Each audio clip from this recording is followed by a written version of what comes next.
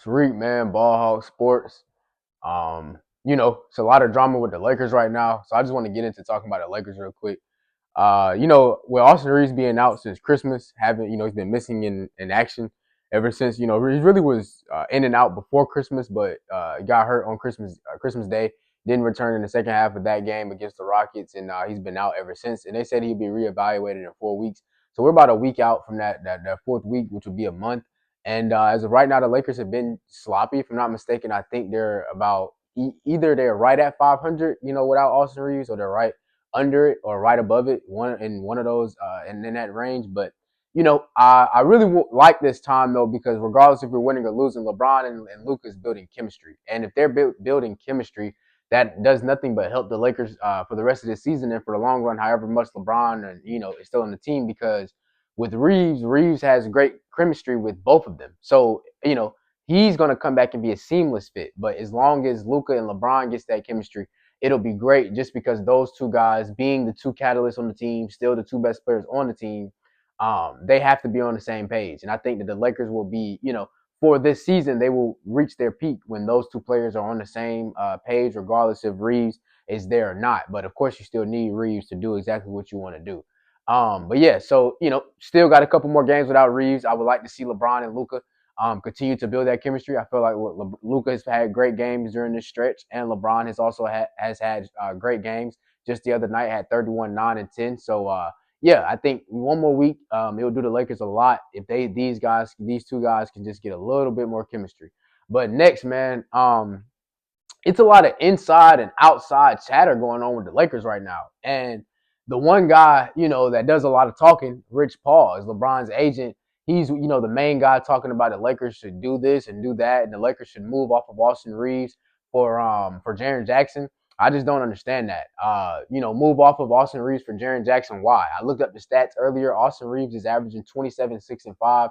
Jaren Jackson is averaging 18, 5.6, and 3.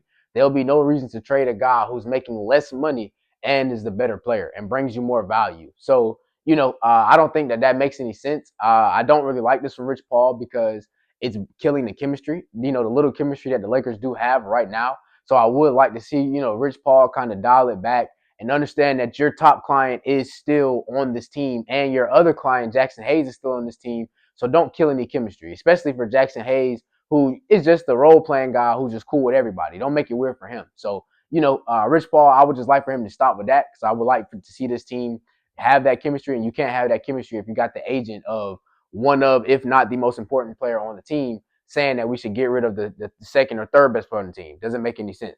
Also, too, Markieff Morris. Markieff Morris popped out recently and talked about how him and Luka last year, during the course of the last NBA season prior to Luka being traded to the Lakers, how, him and Luka would be sitting on the bench, and when DeAndre Ayton would be on the floor for the Trailblazers, how him and Luka would be saying, man, this guy's just not it. He's just not the guy. And I just kind of feel like, why say that now? I understand if you say that when the Lakers first signed Ayton. I understand if you say that when there was rumors about the Lakers getting Ayton. But to say it now when the guy's on the team, has, he's going through his trials and tribulations, has played good at the very beginning of the season, struggling right now, but getting back on track. Why say that? And why, spoil or, spill that or spew that to the media, knowing that people are going to take it and run with it? Just, let this thing go and let it be what it's going to be. If Ayton is going to keep playing bad, okay, he'll get out of LA.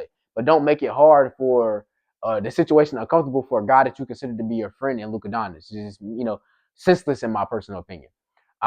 Next, though, man, I want to talk about the reason that we have so much inside and outside chatter with the Lakers. Robert Pelinka's failure to make moves and to force moves. One thing that I can say about Mitch Kupchak being the Lakers GM, even though it kind of went bad with him towards the end of his tenure, Mitch Kupchak was aggressive, and he made other teams believe in certain players that he was trading just to get the deal done, knowing that player on the back end might not have been the player that he promised they were going to be. But that's just what happens in this league and what happens in business and what happens in the NBA. So I think that Rob has to get better with getting these deals done, because the Lakers do need deals, regardless if, he feels like he needs to wait until LeBron goes to fully max out. Okay, well, then what are you going to do to maximize for Luka right now? Luka is 26, 27. Austin Reeves is 27. So if this is your future, you have to start maximizing your future now. We don't know what both of these guys, who are basically unathletic guys, we don't know what they're going to look like after 30. So for me, go all in now. Try to get a deal of Herb Jones done. Try to get Keon Ellis if possible. But don't go, waste unreasonable and senseless assets to get it done. Do it within the range of what you want to do, but just maybe throw in that one extra thing that you need to get it done. Just don't sit here and allow these other teams around you to be getting better and they have a better young core at the same time. It doesn't make any sense at all. But to piggyback on that, it's probably hard for Pelinka to get deals done because you have stupid organizations like the Kings who say that they're only going to trade Keon Ellis for a first round pick and another guy or another player. Makes no sense.